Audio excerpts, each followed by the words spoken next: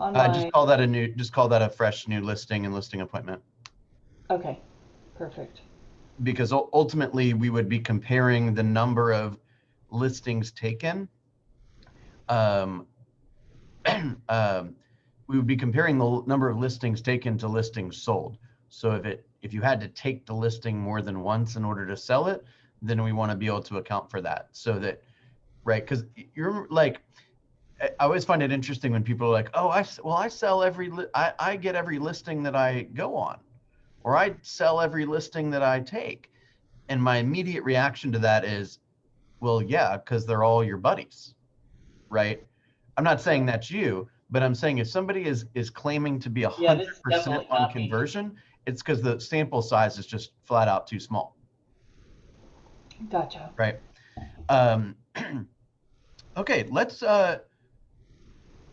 first of all, I want to make sure I've got another couple of topics, of course, that I can talk about with respect to language. But do you guys have any thoughts on kind of the next topic, the next round of ideas that we want to talk about? Anything that is I wouldn't mind drilling down on the one thing.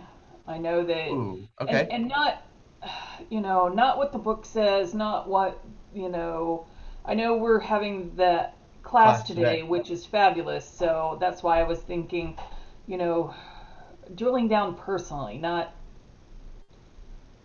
what the book says, I guess. Um, Do you know what I, I'm asking you?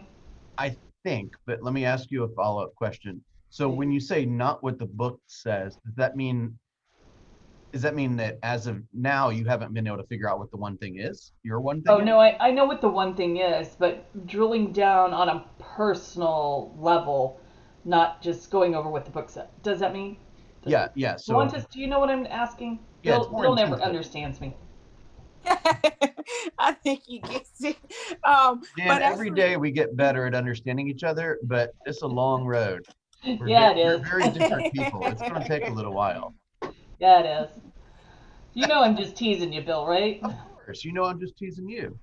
Well, first of all, we do have the class today, just to remind you. Well, that's why I was thinking is, moving on from what we learned today and really talking about how we're going to be putting it down on paper. Exactly. And how we're going to become accountable to whatever we put down, I All right, guess. And beautiful. So I think that once we attend the class today, and I intend to be there, we're gonna have we're probably gonna get some tools, and there's some free tools, and I have some other tools that come with the subscription. I'm a member of the One Thing community, I guess, and I get some extra stuff. So I'd be more than happy to do some exercises with you guys on that. No problem at all. Um, Bill, I'm sorry. It's Alma. hey, I'm sorry. What class? I'm so overwhelmed with all the classes yeah, and I meetings got and you. Zooms. What class are we talking What are we about talking today? about? Hang on one second. Let me pull up my calendar and I'll tell you all about it.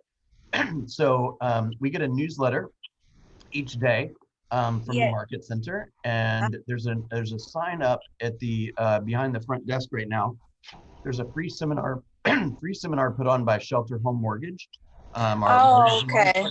That's the One Thing seminar. Oh, It's today from 10 o'clock to 11:30.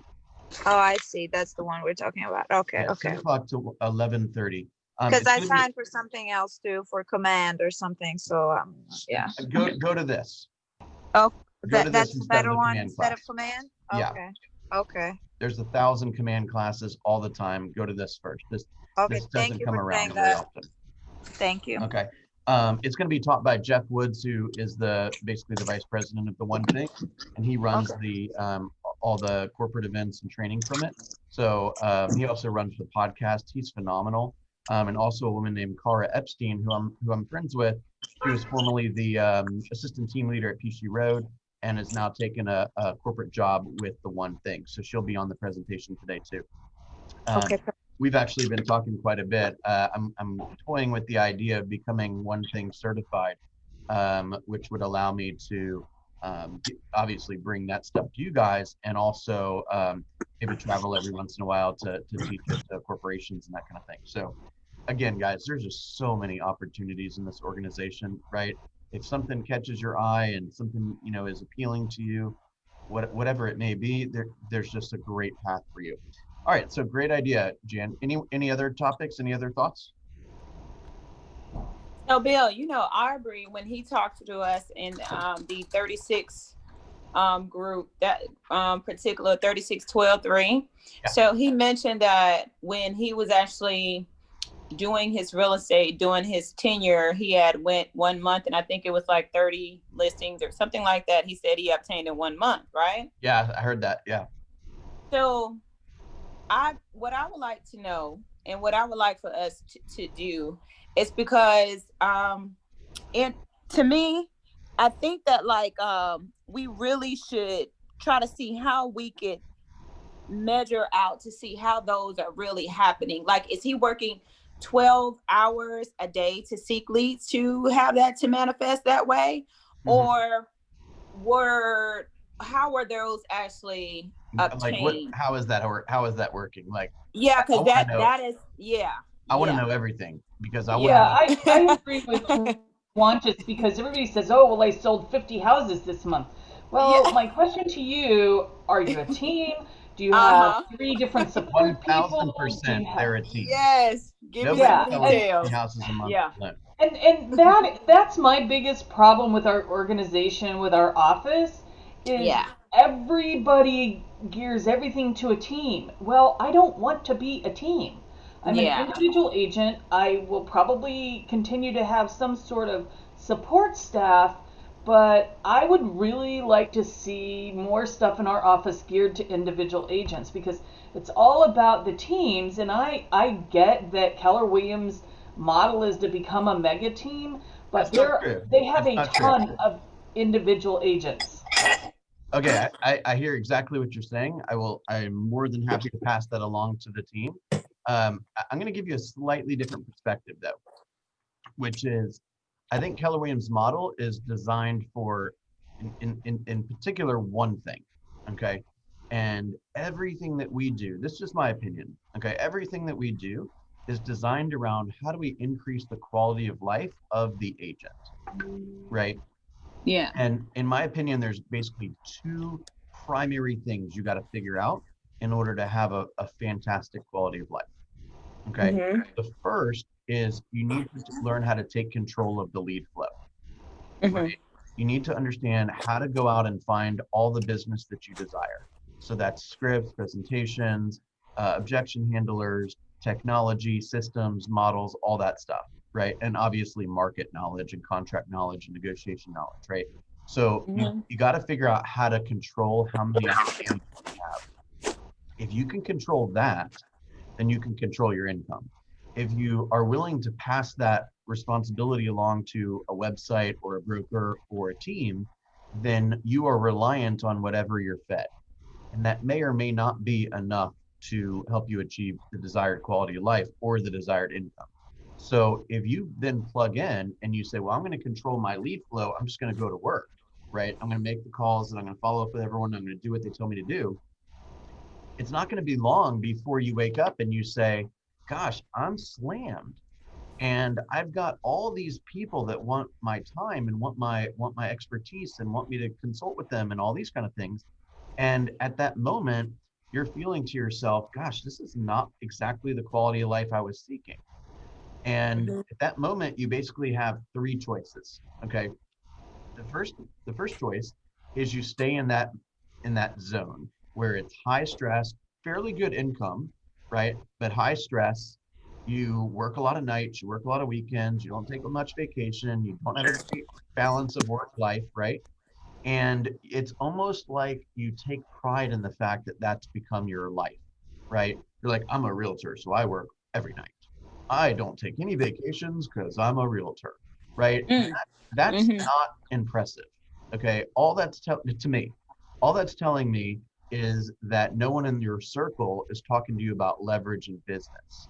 Okay. Yeah. So the second option, and in my experience, I found that making around 125 to 150 a year. That's just my story. Okay. But when I got up into the 125, 150 a year, honestly, I didn't give a damn what your pre-approval letter said. I was going home and going to bed. I just didn't have anything left in the tank. Right. Yeah. And there were Well, nights, Bill, I hear what you're saying, and I can appreciate what you're saying, but I haven't gotten to but the good part yet. okay, I've heard this. Okay, I get it. I believe the Keller Williams Kool-Aid, but you're not hearing what I'm saying. Is they talk about when they put on these classes and these seminars, it's geared to becoming a team. Leverage, leverage, leverage, but it's like the one thing. It's like I want to drill down as an agent, a single agent, because I may or may not. I'm 57 years old. Right. I don't want to. I've supervised people. I don't like it. It's not. I want one partner and somebody that I can partner with so I can go on vacation. And I'm actively seeking that person, but it has to be the right fit. Right. And, I don't want to hire and fire 10 different agents. I don't want to train people over and over. And, those are the things that come along with being a mega agent. I don't want to be a mega agent. Okay, You know, so if I here was in we my go. 30s, hell yeah. I would have done things so much different. I wish I'd have found Keller Williams in my 30s, but I'm not. All right, so I got two thoughts on that. Okay. Let me share the two thoughts. So the first is I totally get that. I totally hear what you're saying. Have you guys ever heard the story of the Mexican fisherman? No. I've never heard it. You never heard that? Alma, have you heard Mm-mm. this? I have never heard it. The Okay. Mexican fisherman. All right. This is worth it. It's gonna take me 45 seconds to read it, okay? Okay. And honestly, I think about this every single day. Okay. Um, all right. An American investment banker was taking a much needed vacation in a small coastal Mexican village when a small boat with just one fisherman docked. The boat had several large fresh fish in it. The investment banker was impressed by the quality of the fish and asked the Mexican, "How long did it take you to catch these?" The Mexican replied, "Only a little while." The banker then asked, "Well, why didn't you stay out longer and catch more fish?" And the Mexican fisherman replied, "He had enough to support his family's immediate needs." The American then asked, "But what do you do with the rest of your day or the rest of your time?" The Mexican fisherman replied, "I sleep late, I fish a little, play with my children, take siestas with my wife, stroll in the village each evening where I sip wine and play guitar with my amigos. I have a full and busy life, senor." The investment banker scoffed, "I'm an Ivy League MBA and I could help you. We could spend more time fishing, and with the proceeds, we could buy a bigger boat. And with the proceeds, we could from the bigger boat, you could buy several boats until you would have a whole fleet of fishing boats. Instead of selling your catch to the middleman, you would sell directly to the processor, eventually opening up your own cannery. You could control the product, the processing, and the distribution." Then he added, "Of course, you would need to leave this small coastal fishing village and move to Mexico City, where you would run your growing enterprise." The Mexican fisherman asked, "But senor, how long will all this take?" To which the American replied, "About 15 to 20 years." "But what then?" asked the Mexican. The American laughed and said, "That's the best part. When the time is right, you would announce an IPO and sell your company stock to the public, and you'd become very rich. You would make millions." "And millions, senor. Then what?" To which the investment banker replied, "Well, then you would retire and you would move to a small coastal fishing village where you would sleep late, fish a little, play with your kids, take siestas with your wife, stroll to the village in the evening where you would sip wine and play guitar with your amigos." Right? Yeah, Sometimes we don't even know what we got. right. Okay. Give me that. I love that plan. This definitely resonated with me because from where I come from, we live the same way. People don't it's ever since I moved to America, I guess I realized that people kind of live to work, and live to survive. But like in other countries, like little poorer countries, we just live to live, and we work to survive just to have enough. But here is hustle, hustle, hustle every day and get more, get more, get more. And Yeah. it's sometimes it's hard to catch up onto that kind of. Well, and sometimes it's important for somebody to catch up, and Yeah. sometimes they spend just as much energy trying to fight off what society has made them think is important, right? So Hmm. super important, Jan, and I'm glad you seem like you're on your way to this clarity, is you know what you want, right? That's one of the hardest parts. Well, when I first started doing this, you know my story. I was sick, and Yeah, I needed a lot of motivation to get me over that hump. And but I find that I'm not having that life. I don't want to be a mega agent. I'm tired. I've worked all of these years. yeah, I don't want to work every single weekend. I don't mind working one day on the weekend, but I don't want to work every single Saturday and Sunday. I so want to be able to take a weekend off. yeah, And I'm not the person to shirk my responsibility by any means. And you know that I work very, very hard. But at the same time, I'm not working to build a mega team. I'm working to build what I have right. So around Oh, around your life, Bill. Because when you were team leader, you left every day at 4:30. I did. You don't ever work Saturdays, and you have this life that you've built, and you stick to it. You work on Sundays. You want me to report my numbers Sunday night. I told you I'm not reporting my numbers Sunday night. I try to get them done on Monday. Oops. Just do them on But Monday. That's fine. huh? Just do them on Monday. But you ask for them Sunday night because you work Sundays. I don't work Sundays. Hey, And that's and my or Saturday. I plan my week around whatever's going on in my business, but I don't I don't have the need to build a mega team. I great. have the need to So build what I have. great. So I have two thoughts on that. The first Okay. is you don't necessarily have to make an official partnership with somebody so Right. that somebody can watch business periodically, right? For many years, before Pam and I kind of officially bonded, according to Keller Williams, she watched my business on Saturdays and when I went away, and I watched her business, and we never exchanged a dollar. Okay. Right. And my response to her, and I probably got more work from her than she got from me, but I said to her, look, I'm going to err on the side of generosity. Okay. And you are going to tell me long before you get resentful about something. Is that a deal? And she said, yes. And we haven't had a fight in 8 years. Okay. We haven't had a single disagreement. And I've done some dumb stuff and done some dumb stuff. Okay. But we appreciate each other and no one, and it's not a big deal. Okay. So here's the stuff. I've done some dumb stuff. She hasn't really done anything stupid. Um, um, but here's the deal. So that's one thing. You don't have to marry somebody to get somebody to watch your files while you leave town for a few days.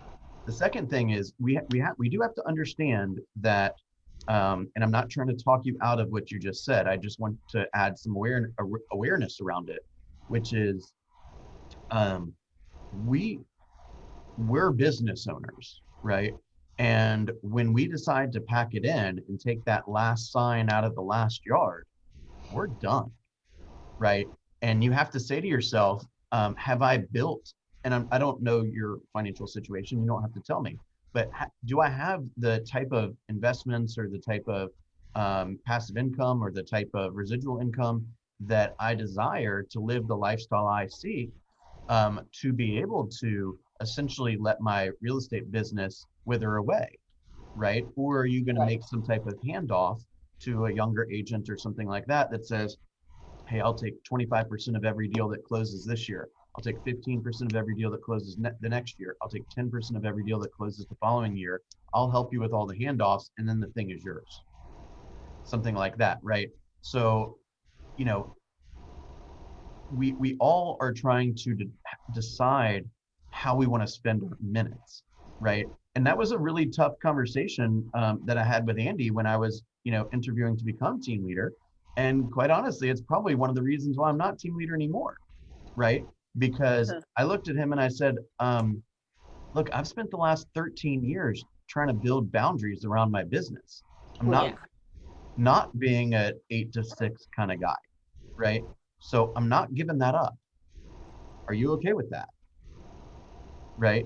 No, and that's, I guess, and Tawantes, correct me if I'm wrong. That's kind of what I'm speaking to, is that, you know, that's one thing Keller Williams doesn't do, is it doesn't teach the individual agent how to have a wonderful and rewarding life if you don't have a team behind you. And how do you set up those boundaries? How do you partner with another agent? Because my biggest issue is, it's not about whether or not you pay them or don't pay them. It's finding somebody that has the same work ethic that I have. Is Yeah. that if my client calls and they need help, you have to help them. You don't just say, oh well, Well, sorry. I think you could run. I mean, you could come to talk to me, and I can run down the roster with you and tell you who's going to be a good match and who's not going to be. Right? Gotcha. The Well, and we've military, had that anybody on the staff conversation, can tell but you to do that, right? Or tell you who's responsible and who maybe could use some improvement, right?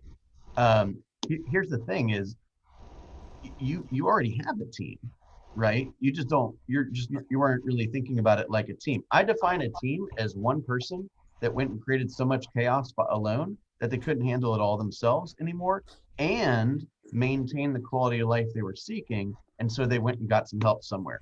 So if you've used Robin T, if you've used the Churchwell Group, I mean, quite frankly, Jan, have you ever done an appraisal for any of your buyers? no, Okay, have you ever done a home inspection for any of your buyers? no. Have you ever I mean, underwritten any of the I loans? utilize, I have an assistant. I utilize a lot of the help that I have, but there are things that I cannot pass off. I can't pass my contracts off. I can't pass showing Oh, property dot. no, no, hold on. You could pass everything off. So you are choosing not to do that. Let me put it this way: I don't have anybody to pass. I can pass them off. I'm willing to pass them off so that I can take vacations or leave for a weekend. But I haven't found anybody that matches me. And we all know you need somebody that mirrors and match. You need to mirror and match your clients in order Uh, to give. what do you You mean know what I mean? matches you? Have similar personality profile? Not doesn't even have to be, but it has to have the same work ethic. You can't blow them off because it's dinner time. You can't, Uh, I think you can't. I could identify 100 agents in this office that have a work ethic similar to yours. But do they want to do that, and or do they know how to do that? And I Well, guess that's they what I'm definitely speaking know. to you, They Phil. I definitely mean, know how, because they know how to manage contracts and they know the details of the process. no, I mean how to go into a partnership with somebody. Do they have any ideas how to make that work? It's not a partnership. It's, look, I'm on vacation. Here's my codes to get into all my stuff. You go deal with whatever needs to be dealt with. And then on Sunday night, you tell me how much I owe you. Okay. And I desire the vacation so much that we're going to be reasonable with each other. Like, there were days when, again, before Pam and I officially became a team, where I would give her like 3 homes to show on a Saturday. She'd show the 3 homes. They'd identify one that they wanted to move forward with. She'd write the offer, and then I'd pick up the process right after I got back to my phone Saturday night, and I'd give her $500 for that. Now that's a hell of a lot of money for what she did. I think personally, this $25 or $30 a door thing is bullshit. That should be way more than that. Okay. You guys are getting highway robbery for $25 a door, right? But as I said before, I erred on the side of generosity because I wanted good work, right? So let me throw out a name. Okay. Let me just throw out a random name. It's the first name that popped into my mind. Okay. Okay. JC Marabella. Okay. She's got great work ethic. She knows contracts backward and forward. She's a fantastic agent. Okay. Could she take your codes and your logins and handle any problem that might have come up in your business world? The answer to that is yes. Is it appealing enough for her to do it? That's a conversation you got to have with her in terms of compensation, right? So if I was willing to pay $30 for somebody to write an offer, they would have written a crappy offer when they felt like writing it. If I paid Pam $500, she's going to hustle back to the office. She's going to do it awesome. She's going to make the extra phone calls. She's going to make sure she's going to proofread it 6 times, right? She's going to do it the way it needs to get done, right? And if I'm making 16,000, I can afford to pay her 500, right? So it all comes down to like, who are you trying to, like, are you willing to reward the person, right? Not reward them, but are you willing to compensate them for great work, right? It's this idea of like, that's why, one basketball player makes $1 million a year and one basketball player makes $40 million a year. It's because they're more valuable, right? Gotcha. Now, the other thing you got to consider though is, again, is there something that I can create that will stand the test of time, right? Like, you're building this database and you're spending a lot of time and energy building it. Are you just going to let it essentially wither away? Or are you on the hunt for more of a partner that might say, hey, let's do there's a book called The Golden Handoff that talks a little bit about how to do stuff like this, right? And what you're doing is there's some type of either equity position that they would earn or you would retain, or there would be like a slow evolution of, okay, if you hit this metric, you get this amount of ownership. If you hit this metric, then you get this percentage of the profits, right? Stuff like that, where somebody could benefit. Like all of our older agents, I mean, I'm hopefully not offending anyone here, but somebody like Merle. Okay, Merle's not going to be selling homes for another 20 years, right? She has a 40-year career. She was one of the original KW pioneers. What's she going to do, right? Right. We've talked a little bit about that, me and her, right? So who's going to take over her business, right? That's a 6-figure business without even blinking, right? So if she puts the wrong person in there, or she doesn't even bother to put the right person in there, or there's not the appropriate handoff over time, then she's going to lose a lot of potential income. Make sense? Yes. Because what we're selling, if we truly have a business, what we're selling is the relationships that we built up, right? Now, when I say, hey, Jan, let's pretend you're my client. Hey, Jan, I'm not available. I've taken a leadership role, whatever. Pam is running my team right now. She's fantastic. She is the smartest contract whiz in the building, and I trust her completely. If you trust me, you're going to trust her. And then I'm just going to hand her off, and that's that. Okay. And the Millionaire Real Estate Agent books talk specifically about this. They say they are not loyal to you. They are loyal to the standards and the performance that they have become accustomed to getting from you. Yes. Right. And that's where I'm going with this. And Twantas, correct me if I'm wrong, with your business, if you're going to have somebody representing you, you want them to have the same standards and treat clients the same way. Yeah. Yeah, and I think the main thing is what Jan is really kind of relaying that we should just talk about is that, like, so when we are individual agents and we're building up, there is also a sense of control that we have to relinquish when we trust someone else to come in and know that they're going to do the right thing.